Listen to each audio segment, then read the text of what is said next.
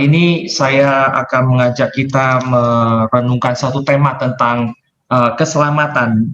Maka saya mengajak kita sama-sama membaca dari surat Paulus kepada jemaat di Kolose. Pasalnya yang pertama, ayatnya yang ke-15 sampai 23. Kolose pasalnya yang pertama, ayatnya yang ke-15 sampai ayatnya yang ke-23. Saya akan bacakan bagi Bapak Ibu sekalian. Ia adalah gambar Allah yang tidak kelihatan, yang sulung, lebih utama dari segala yang diciptakan, karena di dalam Dialah telah diciptakan segala sesuatu, yang ada di surga dan yang ada di bumi, yang kelihatan dan yang tidak kelihatan, baik singgasana maupun kerajaan, baik pemerintah maupun penguasa. Segala sesuatu diciptakan oleh Dia dan untuk Dia. Ia ada terlebih dahulu dari segala sesuatu, dan segala sesuatu ada di dalam Dia. Ialah kepala tubuh, yaitu jemaat. Ialah yang sulung, yang pertama bangkit dari antara orang mati, sehingga Ia yang lebih utama dalam segala sesuatu, karena seluruh kepenuhan Allah berkenan diam di dalam Dia, dan oleh Dialah Ia memperdamaikan segala sesuatu dengan dirinya, baik yang ada di bumi maupun yang ada di surga. Sudah Ia mengadakan pendamaian oleh darah salib Kristus. Juga kamu yang dahulu hidup jauh dari Allah dan yang memusuhinya dalam hati dan pikiran seperti yang nyata dari perbuatanmu yang jahat, sekarang diperdamaikannya di dalam tubuh jasmani Kristus oleh kematiannya, untuk menempatkan kamu kudus dan tidak bercacat, tidak bercela dan tidak bercacat di hadapannya. Sebab itu kamu harus bertekun dalam iman, tetap teguh dan tidak bergoncang, dan jangan mau digeser dari pengharapan Injil yang telah kamu dengar dan yang telah dikabarkan di seluruh alam di bawah langit, dan yang aku ini Paulus telah menjadi pelayannya. Di dalam penulisan Alkitab seringkali kita sulit mengerti makna yang dituliskan karena adanya satu gap yang besar antara masa penulisan dengan kita yang hidup hari ini.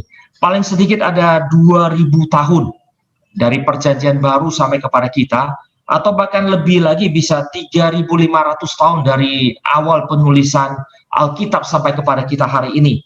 Nah, pembaca mula-mula, penerima surat, ketika surat itu dituliskan, itu memberikan makna pertama sebelum kita hari ini menafsirkan kemana-mana.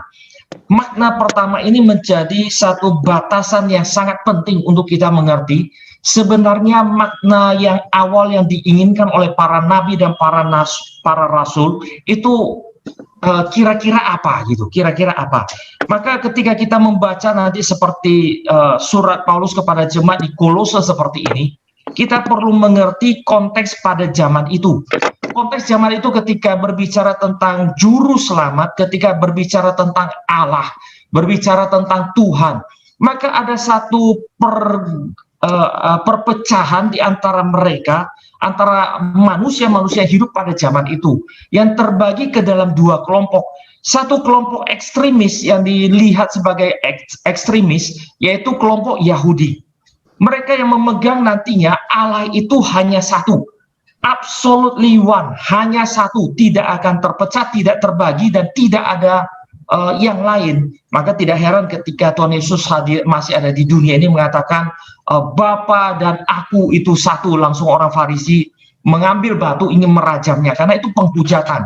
Itu penghujatan. Allah hanya satu, sehingga Allah tidak bisa ada di surga dan ada di bumi. Itu sudah menjadi dua. Bagi mereka itu penghujatan. Ekstrim yang lain adalah kelompok di luar Yahudi, baik nantinya di dalam masa-masa kuno ketika bangsa Israel masih di Mesir maupun zamannya Abraham sampai kepada sebelum-sebelumnya itu di Mesopotamia maupun di Mesir, mereka itu menganut politeisme. Tidak ada Allah yang absolut. Allah hanya berkuasa di dalam bagian yang Dia kuasai. Nanti kodok dikuasai oleh satu dewa, air dikuasai oleh satu dewa, terang dikuasai oleh satu dewa, langit dikuasai oleh satu dewa, dan bahkan nanti orang Mesir saking ribetnya mereka, di dalam sungai Nil saja itu banyak sekali dewa. Di sana ada dewa Nil, ada dewa air, ada dewa nanti sungai di sana, masih ada dewa kodok yang hidup di sungai Nil, masih ada dewa buaya yang ada di banyak sekali, semua yang ada di Nil itu ada dewanya. Inilah nanti menjadi pergolakan antara orang Yahudi dengan bangsa di sekitarnya. Belum lagi ketika perjanjian baru, ketika Kristus hadir, muncul lagi satu kelompok yang tidak kiri, tidak kanan. Kalau satu dikatakan dilihat sebagai sayap di kiri, satu ekstrim di kanan, maka orang Kristen lahir di tengah-tengah yang tidak kiri, tidak kanan, dan dua-duanya dilawan sama dia. Orang Kristen tidak melihat Allahnya adalah Allah yang absolutely one, satu secara absolut, atau melihat Allahnya itu banyak. Dan orang Kristen tidak menganut pilihan ini atau itu. Justru orang Kristen nantinya melihat kepada Allahnya dalam pernyataan diri dalam Alkitab, bukan atau, melainkan dan. Allah kita bukan one or many. Allah kita adalah one and many. Ketritunggalan ini menjadi ciri yang tak tergoyangkan, ciri yang paling mendasar untuk membedakan kita Kristen atau tidak nantinya. Dan inilah nanti menjadi cara berpikirnya. Ketika mereka yang percaya Allah itu satu, seperti orang Yahudi, maka mereka percaya segala sesuatu ditaklukkan di bawah kaki Sang Allah yang menciptakan segala sesuatu ini. Maka seharusnya lah kita itu tunduk kepada Dia secara total dan segala sesuatu itu tidak ada variasinya. Maka tidak heran agama-agama nanti Yahudi dan beberapa agama lainnya yang menganut monoteisme absolut ini tidak bisa menerima variasi, tidak bisa menerima perbedaan, karena di luar cara berpikir itu adalah pelanggaran. Bagi mereka Allah hanya satu, di luar itu penghujatan bagi Allah. Maka semua yang di luar yang sama seperti mereka bantai gitu ya. Ini menjadi salah satu hal yang nanti sulit di dalam ketika mereka berelasi di atas muka bumi ini, dan bahkan mereka tidak sungkan-sungkan di dalam teologi mereka nantinya bahwa berbicara tentang bahkan surga dan neraka pun, sekalipun surga dan neraka bagi orang Yahudi itu tidak berbicara tentang orang kafir. Satu kali ketika saya punya seorang teman Yahudi yang sangat-sangat ketat dengan keluarganya, umur 8-19 tahun, itu ketatnya luar biasa, setiap hari 5 kali sembahyang. Dia nggak peduli jam sembahyang itu berbenturan dengan jam ujian, dia kan tinggalkan ujian, dia pergi sembahyang. Dia nggak mau tahu apa yang terjadi, pokoknya Allah itu nomor satu gitu ya. Saya itu kagum sekali sama dia, karena ada orang yang benar-benar mendedikasikan hidupnya kepada Allahnya dengan luar biasa.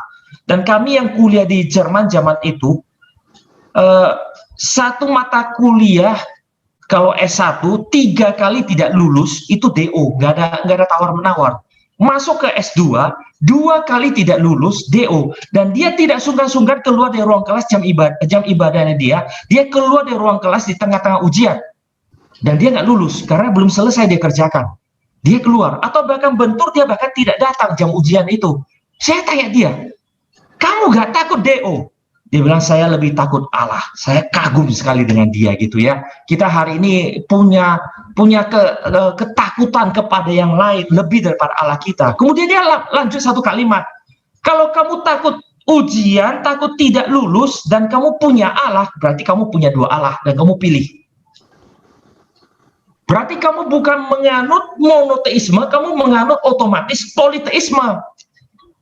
Kita hari ini tanpa kita sadari, kita percaya kepada Allah Tritunggal, sekaligus sebenarnya dalam praktek hidup kita politeisme.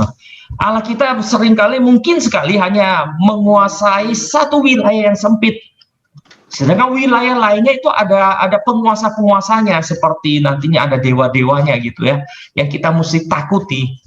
Di dalam nanti keluarga, kita takut keluarga kita berantakan, kita takut keluarga kita nantinya kurang belas kasih, kurang cinta kasih, kita takut keluarga kita kalau kita tidak terlalu banyak memperhatikan, nanti mereka rusak seperti apa. Kita juga takut tadi dalam pekerjaan kita, kalau saya terlalu jujur dilihat orang lain, kita juga takut nanti sekitar kita melihat seperti apa. Banyak hal. Saya ketika kerja, setelah saya lulus, kemudian saya kerja di Jerman, saya juga akhirnya bergumul dengan hal seperti ini. Adanya keluarga, adanya pekerjaan, belum lagi gereja. Lalu zaman itu saya masih sedang dalam pergumulan menjadi hamba Tuhan. Itu otak itu punya bagian-bagian bikin kacau luar biasa. Lalu nggak tahu siapa yang bisa harus duluan diperhatikan. Kadang-kadang semua sekaligus datang gitu ya, menyerang kita, dan kita bingung nggak tahu mau atur dari mana dulu. Inilah nantinya menjadi sebenarnya yang dibereskan oleh Rasul Paulus ketika dia berbicara tentang kekristenan di zaman itu. Khususnya kepada jemaat di Kolose yang lebih banyak nantinya orang keturunan cara berpikir Yunani yang politeis. Yang politeis, mereka punya nanti dewa ini, dewa itu, dewa ini, dewa itu. Belum lagi nanti mereka melihat kegelapan ataupun air itu sebagai sesuatu yang jahat, sehingga nanti ada dewa terang itu lebih baik, dan kemudian hidup ini harus menyembah yang baik dan menyogok yang jahat supaya jangan kita diganggu gitu. Ini cara berpikir mereka. Rasul Paulus ketika datang kepada jemaat yang punya latar belakang pola pikir seperti ini, Rasul Paulus memulai dengan istilah Kristus itu yang utama. Walaupun dia adalah Allah yang pernah berinkarnasi, pernah menjadi manusia, tapi dia adalah gambar Allah yang tidak kelihatan. Dia adalah yang lebih utama dari segala sesuatu. Benar, dia pernah menjadi ciptaan, tetapi dia lebih utama dari segala yang diciptakan. Maka kalimat-kalimatnya dimunculkan untuk menyelesaikan kesulitan jemaat di Kolose. Orang Yunani, orang keturunan pemikiran Yunani, melihat tubuh ini cenderung jahat. Tubuh ini cenderung rendah. Tubuh ini cenderung kurang. Maka ketika ada Allah yang datang dan memiliki tubuh, pernah memiliki tubuh, ini seakan-akan kalaupun dia Allah, dia adalah Allah yang sudah berkurang. Karena dia punya tubuh yang jahat ini. Maka Rasul Paulus mengatakan, dia tidak berkurang.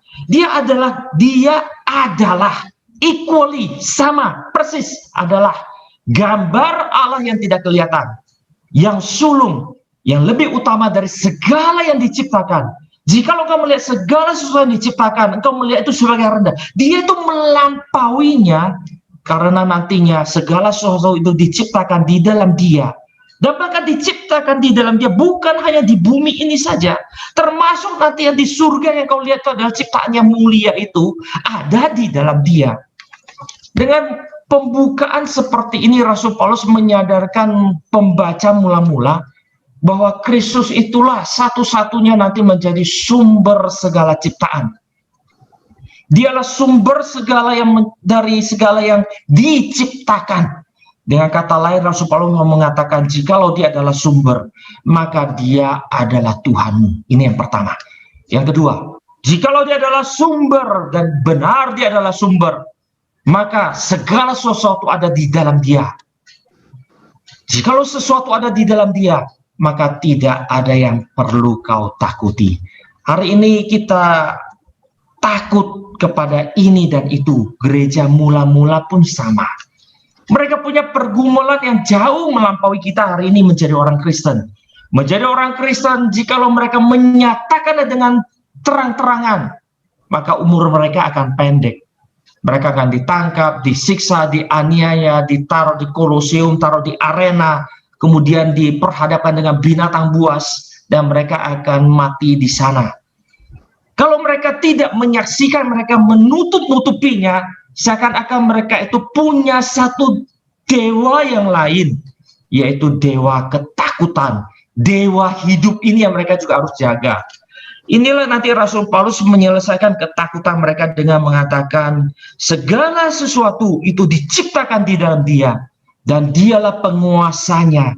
Maka nanti ada kalimat berikutnya, di dalam dialah telah diciptakan segala sesuatu yang ada di surga dan ada di bumi, yang kelihatan yang tidak kelihatan, baik singgasana, kerajaan Romawi yang kau takuti itu pun diciptakan di dalam Kristus, maupun kerajaan, baik pemerintah maupun penguasa yang jahat yang kau takuti, Kaisar Romawi yang jahat saat itu, Kaisar Nero yang terkenal, Claudius dan sebagainya.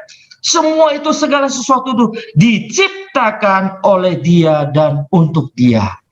Dengan kalimat pembukaan ini, Rasul Paulus ingin mengatakan, seharusnya tidak ada yang kau perlu takutin selain daripada Allah. Inilah nanti menjadi poin pertama yang Rasul Paulus bukakan kepada seluruh jemaat mula-mula. Yang kedua adalah bahwa segala sesuatu sumber dari Dia. Maka bukan saja engkau harus takluk kepada Dia, engkau harus menyembah Dia. Bagian berikutnya nanti Rasul Paulus berbicara, bukan hanya Dia sebagai pencipta, tetapi Dia telah bangkit, Ia kepala tubuh. Istilah tubuh ini menjadi satu hal yang sulit dimengerti oleh orang Yunani pada zaman itu. Karena bicara sesuatu yang rohani dikaitkan dengan tubuh itu satu hal yang sangat aneh. Bagi mereka tubuh ini adalah penjara jiwa. Bagi mereka tubuh ini adalah sesuatu yang jahat, yang mengurung jiwa saya yang kepengen baik. Maka tubuh bagaimana Allah itu adalah kepala tubuh. Tubuh itu jahat. Justru Rasul Paulus katakan pada mereka, ini tubuh yang baik. Nggak ada tubuh yang jahat. Semua yang diciptakan oleh Tuhan. Ialah kepala tubuh. Dan tubuh itu adalah engkau, jemaatku. Ialah yang sulung yang pertama bangkit dari antara orang mati, sehingga ialah lebih utama dari segala sesuatu.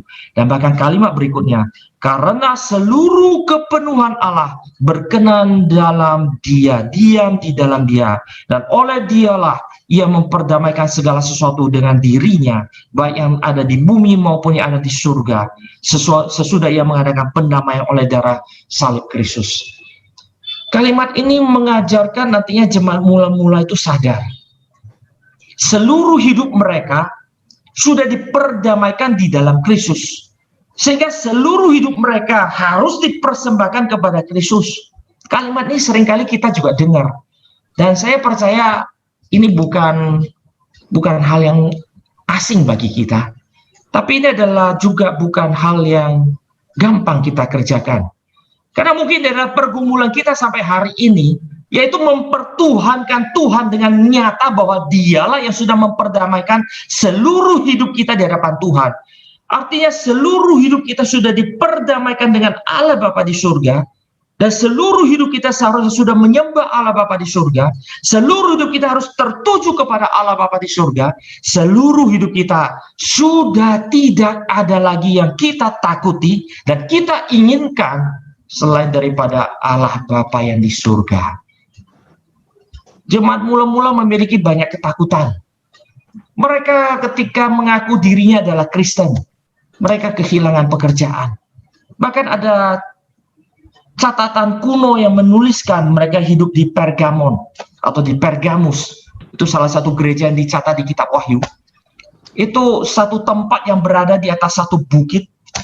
Pergamon itu adalah satu kota yang berada di satu bukit, dan bukit itu disebut dengan bukit sejuta dewa atau bukit penyembahan, karena di sanalah segala dewa, segala kuil untuk segala dewa itu ada di sana.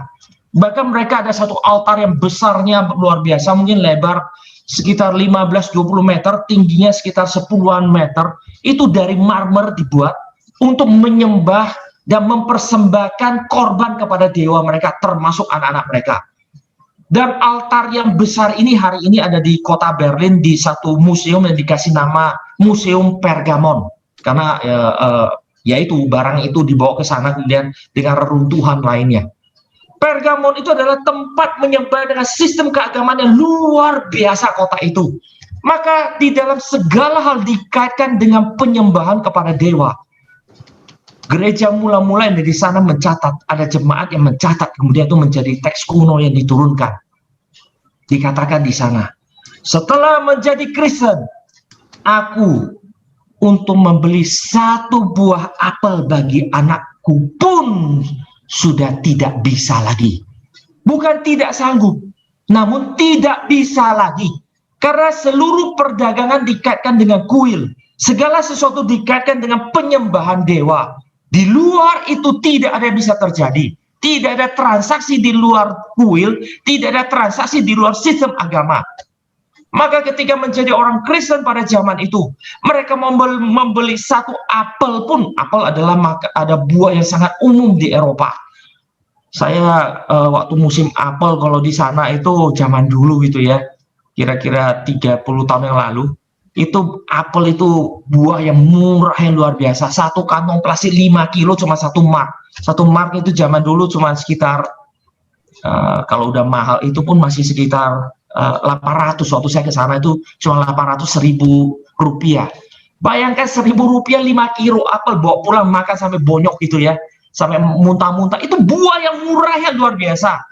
Seperti kita di Indonesia pisang, pepaya yang kadang-kadang nggak usah beli, kita lihat di pinggir jalan atau buang bijinya 2 bulan 3 bulan lagi dia tumbuh, lalu kemudian bisa berbuah, nanti beberapa bulan kemudian bisa ambil itu. Dikatakan beli 1 buah apel pun aku sudah tidak sanggup. Dan mereka mempertaruhkan semua ini, ketakutan ini pada akhirnya bukan nantinya dengan memilah-milah hidup mereka. Hari ini kita menjadi orang Kristen. Saya cerita ini panjang lebar lo mengajak kita untuk berpikir konteks kita hari ini. Hari ini kita menjadi orang Kristen yang terlalu pintar, saya suka katakan. Terlalu banyak sekolah, terlalu pintar. Akhirnya Tuhan kita itu menjadi terlalu kurang bijaksana bagi kita dan terlalu bodoh. Akhirnya kita yang ngatur Tuhan. Kita merasa Tuhan kita tidak lagi mampu mengerti hidup kita yang kompleks hari ini sebagai orang modern. Maka kitalah yang mengatur hidup kita dengan segala ketakutan kita. Akhirnya kita menyembah sangat banyak dewa. Allah kita, Tuhan kita, juru selamat kita hanyalah dewa atau hanyalah juru selamat yang membawa kita di dalam urusan nyawa saya kepada Tuhan nantinya kalau udah mati. Tetapi bukan seluruh hidup. Kalimat yang kita suka bilang itu, hidup ini seluruhnya adalah untuk Tuhan, itu hanya semacam slogan yang tidak ada artinya. Karena ketika kesulitan datang, kita tidak akan memihak kepada Tuhan. Ketika ketakutan datang, kita tidak akan memihak kepada Tuhan. Ketika segala tekanan datang, kita tidak akan memihak kepada Tuhan. Kita akan memihak kepada logika kita yang berdosa dan kemudian mengatakan Tuhan harusnya mengerti. Kalau Tuhan harusnya mengerti, maka Tuhan sebenarnya kalau mau jujur logisnya gitu ya, nggak usah kasih kita Alkitab. Ya Tuhan biarkan kita berpikir nanti Tuhan mengerti, Tuhan jadi tempat yang nanti dia akan mengerti segala sesuatu kebodohan, keberdosaan kita aja, udah gitu ya. Tapi justru Tuhan memberikan kepada kita firman yang menuntun kita, mengajarkan kita belajar beribadah kepada Tuhan. Karena itulah nanti Tuhan Yesus ketika datang dia mengatakan, aku datang membawa pedang. Aku datang membawa pedang. Aku datang bukan untuk membawa kedamaian. Kenapa pedang? Supaya kau sadar, dia datang untuk membawa pemisahan. Siapa yang benar-benar nanti ikut dia, siapa yang hanya katanya ikut dia. Semua orang mengatakan mau mengikut dia, tetapi tidak semua nanti orang yang benar-benar mengikut dia. Kita hari ini berada di dalam satu problem yang sangat besar. Logika kita mengatakan kita butuh Tuhan. Hati kita paling dalam mengatakan kita butuh Tuhan. Namun kita tidak mampu menjalankan apa yang kita tahu benar dan dalam hati kita yang katakan baik. Kita tahu di dalam kepala kita harus hidup untuk Tuhan. Karena tanpa itu hidup kita itu sia-sia. Di dalam hati kita paling dalam kita tahu, itulah hidup yang bermakna yang akan membawa kita kepada sukacita abadi di surga. Namun kita tidak mampu mengontrol hati kita dan kepala kita di dalam setiap langkah kita. Inilah kecelakaan yang terjadi. Karena itulah ketika Rasul Paulus menceritakan panjang lebar nantinya, dia terus kembalikan kepada bertekunlah dalam iman. Bertekunlah dalam iman. Di ayat yang ke-22 dikatakan, di dalam tubuh jasmani Kristus oleh kematiannya menempatkan kamu kudus dan tak bercacat, tak bercela dan tak bercacat di hadapannya.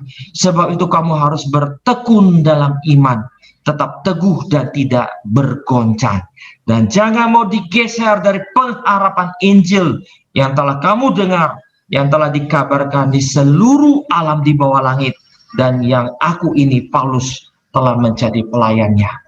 Saya hari ini tidak perlu mengulang Injil karena saya percaya kita sudah mendengarnya dari kita mungkin belum lahir. Kristus mati bagi kita, bangkit, banyak yang kita dengar. Yang saya ingin ngulang hari ini adalah, janganlah kita mau digeser oleh itu. Tuhan Yesus mati bagi kita bukan hanya untuk membawa kita ke surga, tapi dia mati di surga, menebus kita adalah untuk mengembalikan seluruh hidup kita tak bercelah, tak bercacat di hadapannya, di hadapan Allah Bapa di surga. Inilah nanti yang menjadi kuasa Allah yang tidak ada pada dewa lain, yang tidak ada pada agama apapun. Saya tidak terlahir sebagai orang Kristen seperti Bapak Ibu sekalian. Saya terlahir dari keluarga ateis. Papa saya sampai hari ini ateis. Dia selalu mentertawakan saya. Kenapa kau jadi pendeta? Itu hanya untuk orang yang tidak punya otak, yang tidak tahu bagaimana mengerti hidup ini, lalu cerita pakai nama Tuhan. Papa saya mengatakan Tuhan ini dua, ini Tuhan. Selama ini masih bekerja, inilah Tuhanmu yang memberi kau makan. Itu papa saya. Ketika mulai sekolah, saya disekolahkan sekolah Kristen. Di sekolah Kristen lah saya diinjili. Dan kemudian saya mengenal Kristus pelan-pelan. Tapi apakah benar saya menjadi orang yang mengenal Injil? Tidak. Sampai saya kuliah di Jerman, yang pergumulan hidup saya kacau balau di sana. Bebas hidup di sana, tidak ada orang lagi yang mengontrol. Tuhan membukakan satu pertanyaan di kepala saya. Apa sih kekristenan? Kenapa engkau belasan tahun sekolah di sekolah Kristen yang berani mengaku engkau Kristen? Sampai di negara benar-benar Kristen kamu lihat. Ternyata kekristenan itu kacau balau di sana. Di Eropa kekristenan rusak luar biasa. Rusak. Kenapa? Pendetanya cuma tahu kerja khotbah di hari Minggu. Lalu ya begitu, bisa nanti selingkuh dengan pianis gereja, dan istri pendeta bisa nanti punya simpanan dan sebagainya, macam-macam. Mereka itu bebas sekali gitu ya, bebas. Pendetanya tahu istrinya selingkuh, istrinya tahu dia selingkuh, dan selama tidak ribut, fine aja, happy semuanya. Kemudian di gereja juga ada orang yang LGBT, lalu dia mengatakan inilah cinta kasih gereja. Saya geleng-geleng kepala, ini bagaimana ini? Tapi itulah kekristenan di sana. Saya kemudian bergumul, apa itu kekristenan? Kalau kekristenan itu ditelan oleh kebudayaan yang terus makin rusak, kekristenan itu apa? Ternyata nantinya pergumulan kita, jujur di sana saya baru sadar, pergumulan kita tentang kekristenan terlalu cetek. Selama ini saya cuma bergumul Kristen itu adalah untuk ya tiket nanti kalau mau mati. Itulah Kristen. Supaya tiket ini bisa membawa kamu ke surga. Di luar itu enggak. Hidup ini nikmatilah. Kenapa? Kamu sudah punya tiket ke surga. Maka sekarang nikmatilah hidup. Kalaupun berdosa tenang saja. Kamu punya ini loh, kartu truf ini. Tinggal berdoa kepada Tuhan. Dalam nama Tuhan Yesus kamu diampuni.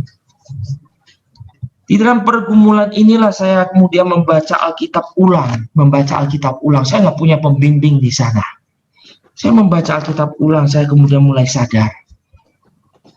Hidup menjadi orang Kristen bukan bicara surga saja, tapi bicara tentang bagaimana hidup yang kudus, tidak bercelah, tidak bercacat. Di dalam tubuh ini, sekarang ini. Karena itulah nanti pembeda yang paling jelas di tengah-tengah dunia ini. Dan bahkan pembeda yang harus nyata kemenangannya. Karena seringkali kita hanya mengandalkan kartu truf kita ke surga. Kita pasti ke surga. Tuhan Yesus mengatakan satu ayat yang mengagetkan saya ketika saya sedang bergumul. Tuhan Yesus yang mengatakannya dan bukan orang lain dan bukan rasul. Tuhan Yesus mengatakan, bukan mereka yang mengatakan, memanggil aku Tuhan, Tuhan. Bukankah aku melakukan mujizat demi namamu? Bukankah aku melakukan banyak hal demi namamu? Aku bernubuat demi namamu. Aku melakukan ini itu demi namamu, yang akan masuk ke dalam kerajaan surga. Tetapi mereka yang melakukan kehendak Bapakku yang di surga. Lalu Tuhan mengatakan pada mereka yang berteriak, mereka sudah melakukan banyak hal ini. Enyalah engkau pembuat kejahatan. menyadarkan saya satu hal. Kekristenan beda dengan seluruh agama yang ada. Banyak agama memberikan definisi menjadi orang beragama yang baik adalah 1, 2, 3, mereka memberikan definisi mereka. Kekristenan didefinisikan oleh Tuhan kita sendiri. Tuhan katakan, apa yang baik yang kau kerjakan, biarlah itu kau kerjakan. Bahkan mati pun untuk aku, itu baik adanya. Rasul Paulus menuliskan yang surat kepada jemaat di Roma, pusat penganiayaan pada zaman itu. Di dalam pasal yang ke-14, ayat yang ke-7 sampai ke-9. Biarlah kita hidup untuk Kristus, mati untuk Kristus, hidup dan mati bagi Kristus. Kita hari ini hanya selalu berpikir, nanti kalau mati bagi Kristus, hidup urusan saya. Karena kita dari kecil diajarkan nyanyi lagu pramuka. Di sini senang, di sana senang, di mana-mana hatiku senang. Ya, udah punya tiket nanti masuk surga, di sana pasti senang. Di sini sekarang masih di sini, hidup sesuai dengan apa yang aku mau, pasti senang. Maka kita jadi pramuka, bukan jadi Kristen. Celaka kita. Mari kita hari ini renungkan sekali lagi. Saya percaya Bapak Ibu sekalian, kita mengerti sekali dengan Injil. Kita dengar Injil sudah berpuluh-puluh, beratus-ratus kali. Biarlah hari ini kita sekali lagi merenungkan. Benarkah Kristus Tuhan yang kita sembah, Juru Selamat kita, adalah penguasa segala-galanya? Atau dia hanya merupakan satu dewa penguasa satu wilayah yang kecil, yaitu nanti bagian surga saja? Kalau demikian, celaka kita. Berarti kita melanggar hal yang paling sederhana yang kekristenan. Allah itu pencipta langit dan bumi, penguasa segala-galanya, penguasa termasuk hidup kita hari ini. Mari kita bertobat di hadapan Tuhan. Di dalam kehidupan kita sehari-hari, itulah nanti pernyataan yang paling sederhana. Allah kita adalah Allah pencipta langit dan bumi. Maka di dalam segala yang terjadi di bumi ini harusnya dikembalikan kepada Dia. Kiranya Tuhan boleh menolong kita dalam seluruh pergumulan kita. Segala pergumulan kita, ketakutan kita, semuanya boleh dikembalikan kepada Allah, Sang Juru Selamat ini, yaitu Tuhan Yesus Kristus. Dan bukan kita serahkan kepada yang lain. Mari apa yang kita tahu benar, apa yang di dalam hati kita tahu baik, biarlah minta Tuhan menolong kita dan kita boleh menjadi pelaku firman yang sejati. Dengan demikian, keselamatan yang kita terima boleh dinyatakan di dalam hidup kita bagi kemuliaan nama Tuhan. Puji Allah, puji Allah, puji Allah Tritunggal. Mulia-mulia bagi Allah, pemberi kurnia keselamatan.